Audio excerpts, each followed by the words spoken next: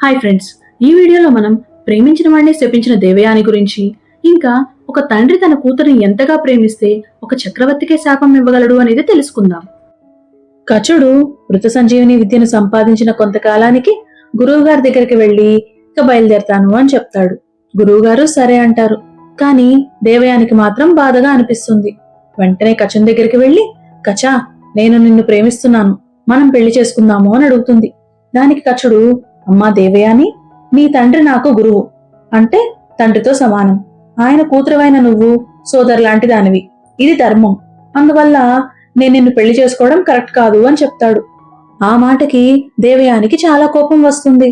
అలా అయితే నా తండ్రి ద్వారా నువ్వు నేర్చుకున్న మృత సంజీవిని విద్య నీకు పనిచేయదు అని చెప్పిస్తుంది.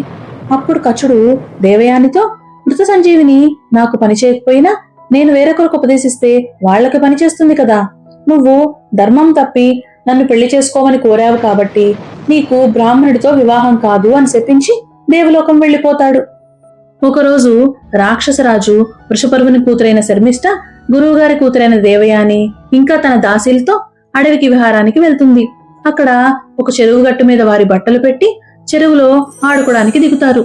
అప్పుడు ఒక పెద్ద గాలి వీచి గట్టు మీద పెట్టిన బట్టలన్నీ కలిసిపోతాయి. తర్వాత కొంతసేపటికి బయటికి వచ్చి బట్టలు వేసుకునేటప్పుడు పొరపాటున శర్మిష్ఠ దేవయాని బట్టలు వేసుకుంటుంది. దేవయాని మాత్రం శర్మిష్ఠ బట్టలు వేసుకోను అంటుంది.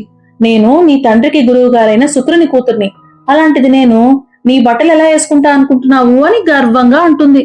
దేవయాని మాటలకి శర్మిష్ఠకు చాలా కోపం వస్తుంది. నీ తండ్రి నా తండ్రి దగ్గర పనిచేసే ఒక సాధారణ బ్రాహ్మణుడు. ఆ బ్రాహ్మణుడు కూతురువైన నువ్వు గొప్పదానివి ఎలా అవుతావు? నీ బట్టలు నేను వేసుకోగలింది, నా బట్టలు వేసుకోవడంలో నీకు ఇబ్బంది ఏంటి అని చెప్పి దేవయానిని ఒక పాడుబడ్డ నూతిలో తోసేసి వారక్కడి నుంచి వెళ్లిపోతారు. యయాతి మహారాజు అదే అడవికి వేటకు వెళ్తాడు. బావిలో నుంచి ఏదో ఏడుపు వినిపిస్తుంది అని చెప్పి అక్కడికి వెళ్లి చూడగా అందులో దేవయాని ఏడుస్తూ కనిపిస్తుంది. తన చేతిని అందించి దేవయానిని పైకి లాగుతాడు. తను పైకి వచ్చాక, నువ్వు ఎవరు, ఈ బావిలో ఎందుకు పడ్డావు అని అడుగుతాడు. దానికి దేవయాని, మహారాజా, నా పేరు దేవయాని, రాక్షస గురువైన శుక్రాచార్యుల వారి కూతుర్ని. ప్రమాదవశాత్తు ఈ బావిలో పడ్డాను, మీ దయ వలన పైకి వచ్చాను అని చెప్పి ఎవరి దారిన వారు వెళ్లిపోతారు. దేవయాని ఇంకా రాకపోవడంతో దేవయాని దాసైన గర్ణిక తనని వెతుకుతూ అడవిలోకి వెళ్తుంది. అడవిలో దేవయాని గర్ణికని చూసి, నేను వృషపర్వుని రాజ్యానికి రాను, శర్మిష్ఠ నాకు చేసిన అవమానం గురించి నా తండ్రికి వెళ్లి చెప్పు అని పంపిస్తుంది. అప్పుడు విషయం తెలుసుకున్న శుక్రుడు వెంటనే దేవయాని దగ్గరికి వచ్చి, అమ్మా దేవయాని, కోపం మంచిది కాదమ్మా. ఎన్నో యాగాలు యజ్ఞాలు చేసిన వారికంటే కోపం లేనివారే గొప్పవారమ్మా. శర్మిష్ఠ వయసులో నీకంటే చిన్నది, దానితో నీకేంటి, ఇంటికి పోదాం రా అమ్మా అంటాడు. కాని శుక్రుడు ఎంత చెప్పినా దేవయాని ఒప్పుకోలేదు. నాకు అవమానం జరిగిన చోట నేను ఉండను, వేరే ఎక్కడికన్నా వెళ్తాను అని చెప్తుంది.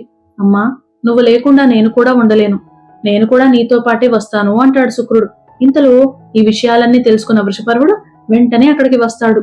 గురుదేవా, మీ దయ వల్లే కదా మా రాక్షస జాతి అంతా బతుకుతుంది, లేకపోతే మేమందరం మరణించవలసిన వాళ్లమే కదా.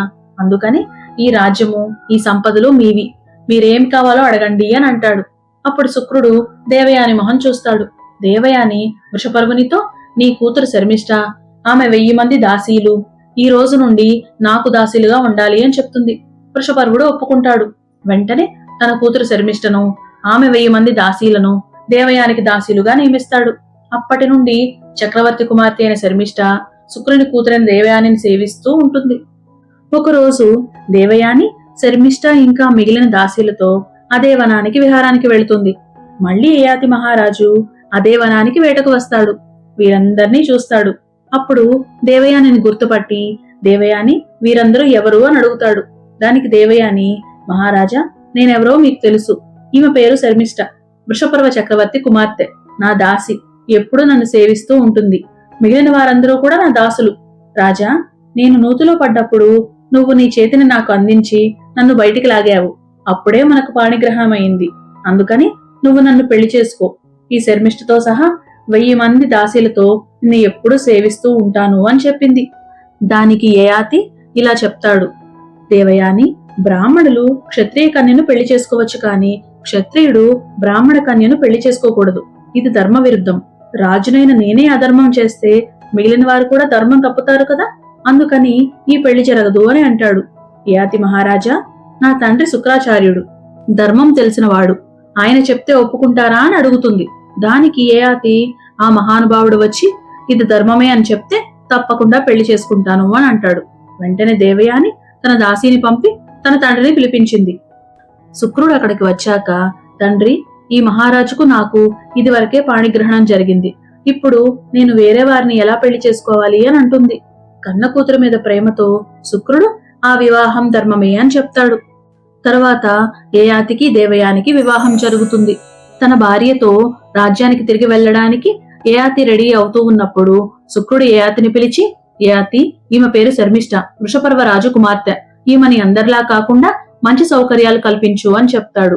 ఇంకా నేను నా కూతుర్ని చాలా ప్రేమగా పెంచాను, ఆమెని ఎప్పుడూ మోసం చెయ్యకు అని చెప్తాడు. యయాతి తన భార్య అయిన దేవయానిని తీసుకుని శర్మిష్ఠ ఇంకా మిగిలిన దాసీలతో తన నగరానికి వెళ్తాడు. దేవయానిని అంతఃపురంలో ఉంచాడు. శర్మిష్ఠ ఇంకా మిగిలిన వారికి వేరే గృహాలు ఏర్పాటు చేశాడు. దేవయానికి యయాతికి యదువు తుర్వాసుడు అనే 2 కొడుకులు పుట్టారు. భర్త కొడుకులతో దేవయాని సుఖంగా కాలం గడుపుతూ ఉంది. ఇదిలా ఉండగా ఒకరోజు శర్మిష్ఠ ఒంటరిగా కూర్చొని తన గురించి ఆలోచిస్తూ ఉంది. ఒక రాజు కూతురునైన నేను దాసిగా ఉండడం ఏంటి, దేవయాని చేసుకున్న అదృష్టం ఏంటి, నేనెందుకు ఇలా ఉన్నాను, నా విషయం ఏమీ నాకు అర్థం కావట్లేదు అనుకుంది. ఒకరోజు యయాతి శర్మిష్ఠ ఉన్న వనానికి విహారానికి వెళ్ళాడు. అప్పుడు దేవయాని అతని వెంట లేదు. శర్మిష్ఠ యయాతిని చూసి, మహారాజా, తమరు మా యజమాని దేవయానికి భర్త. లోకాచార ధర్మం ప్రకారం మీరు దేవయానిని పెళ్లాడినప్పుడే ఆమె దాసినైనా నేను కూడా మీకు భార్యనయ్యాను అని చెప్తుంది. దానికి యయాతి కూడా, నువ్వు చెప్పింది కరెక్టే, నా భార్య దాసమైన నువ్వు కూడా నా భార్యతో సమానురాలువే అంటాడు. తరువాత యయాతి శర్మిష్ఠకి ఒక కొడుకు పుడతాడు. దేవయాని శర్మిష్ఠని చూసి, పెళ్లి కాకుండా భర్త లేకుండా బిడ్డ ఇలా పుట్టాడు అని అడుగుతుంది. దానికి శర్మిష్ఠ ఒక మునీశ్వరుడు అనుగ్రహంతో అని అబద్ధం చెప్తుంది. దేవయాని అది నమ్మి అక్కడి నుండి వెళ్లిపోతుంది. తరువాత యయాతి శర్మిష్ఠలకు మరో 2 కొడుకులు పుడతారు. ఒకసారి యయాతి శర్మిష్ఠల 3 పిల్లలు దృహ్వుడు, అణువు, పూరుడు తోటలో ఆడుకుంటూ ఉంటారు. దేవయాని ఆ 3 పిల్లలతో మీ అమ్మా నాన్న ఎవరు అని అడుగుతుంది. దానికి ఆ పిల్లలు యయాతి శర్మిష్ఠ అని చెప్తారు. అప్పుడు దేవయానికి అంతా అర్థమయ్యి బాధగా తన భర్త తనను మోసం చేశాడని తెలుసుకుంటుంది. వెంటనే శుక్రాచార్యుడి దగ్గరికి వెళ్తుంది. జరిగిందంతా తెలుసుకున్న శుక్రాచార్యుడు, యయాతి మహారాజా, నా కూతురికి నువ్వు ద్రోహం చేశావు, నా మాట తప్పావు, కాబట్టి నిన్ను ముసలితనం బాధించుగాక అని శపిస్తాడు. అప్పుడు యయాతి శుక్రునితో, మహాత్మా, నేను నీ కుమార్తెకు భర్తను, అలాగే లోకాచార ధర్మం ప్రకారం నీ కుమార్తె దాసికి కూడా భర్తనే, దీనికి మీరు కోపించుట తగునా, నాకు విముక్తి ప్రసాదించండి అని వేడుకుంటాడు. దానికి శుక్రుడు, యయాతి, నీ కొడుకుల్లో ఒకడికి నీ ముసలితనాన్ని ఇచ్చి వాడి యవ్వనాన్ని నువ్వు తీసుకో, తర్వాత కొంతకాలానికి నీ యవ్వనాన్ని నీ కుమారుడికి ఇచ్చి మళ్ళీ నీ ముసలితనాన్ని నువ్వు తీసుకో, ఎవరైతే నీ ముసలితనాన్ని తీసుకొని నీకు యవ్వనాన్ని ప్రసాదిస్తాడో వాడే రాజ్యానికి వారసుడవుతాడు, నీ వంశాన్ని కొనసాగిస్తాడు అని అంటాడు. యయాతి తన 5 కొడుకుల్ని పిలిచి, కుమారులారా, శుక్రాచార్యుని ఆదేశం ప్రకారం మీలో ఎవరైనా నా ముసల్తనాన్ని తీసుకుని మీ యవ్వనాన్ని నాకు ఇవ్వగలరా అని అడుగుతాడు. అప్పుడు యయాతి కొడుకులైన యదువు, ద్రుహ్వి, తుర్వాసుడు ఇంకా అణువు తండ్రిని చూసి, తండ్రి, కోరి కోరి ఎవరు రోగాన్ని ముసల్తనాన్ని మరొకరి నుంచి తీసుకోరు, కాబట్టి మీ ముసల్తనాన్ని తీసుకోవడం మాకిష్టం లేదు అని చెప్పారు. ఇదంతా చూసిన 5వ కొడుకైన పూరుడు ధైర్యంగా ముందుకు వచ్చి, తండ్రి, నా యవ్వనాన్ని మీకు ఇస్తాను, మీ ముసలితనాన్ని నేను స్వీకరిస్తాను అన్నాడు. దానికి యయాతి సంతోషించాడు. పూరుడు తన యవ్వనాన్ని తన తండ్రి యయాతికి ఇచ్చాడు. ఆయన ముసలితనాన్ని తను స్వీకరించాడు. కొన్ని సంవత్సరాల తర్వాత మళ్లీ తన యవ్వనాన్ని తన కొడుకైన పూరుడికి ఇచ్చాడు. యయాతి తన ముసలితనాన్ని తిరిగి స్వీకరించాడు. శుక్రాచార్యుని ఆదేశం ప్రకారం పూరుణ్ణి తన సామ్రాజ్యానికి చక్రవర్తిని చేశాడు. తరువాత యయాతి 1000 సంవత్సరాలు తపస్సు చేశాడు. దేవలోకం నుండి వచ్చిన విమానంలో బ్రహ్మలోకానికి వెళ్లాడు. అక్కడ కొన్ని కల్పాలు గడిపి ఇంద్రలోకానికి వెళ్లాడు. ఇంద్రుడు యయాతిని సాదరంగా ఆహ్వానించాడు. ఇంద్రుడు యయాతిని టెస్ట్ చేయాలని చెప్పి, యయాతి మహారాజా, నువ్వు ఏమి తపస్సు చేశావో గాని స్వర్గలోక భోగాలన్నీ అనుభవిస్తున్నావు, నీ తపస్సు చాలా గొప్పది అని అన్నాడు. అప్పుడు యయాతిలో కొంచెం పొగరు మొదలైంది. అవును మహేంద్ర, ఈ లోకంలో మానవులు కాని దేవతలు కాని మహామునులు కాని చేసిన ఏ తపస్సు నేను చేసిన తపస్సుకు సమానం కాదు అని గర్వంగా పలికాడు. అప్పుడు ఇంద్రుడు యయాతిని చూసి, యయాతి మహారాజా, నీలో గర్వం ఇంకా నశించలేదు. ఈ మాటతో నీ పుణ్యం హరించిపోయింది. నువ్వు స్వర్గలోకంలో ఉండడానికి అర్హుడవు కాదు. నువ్వు మానవలోకానికి తిరిగి వెళ్ళు అని చెప్పాడు.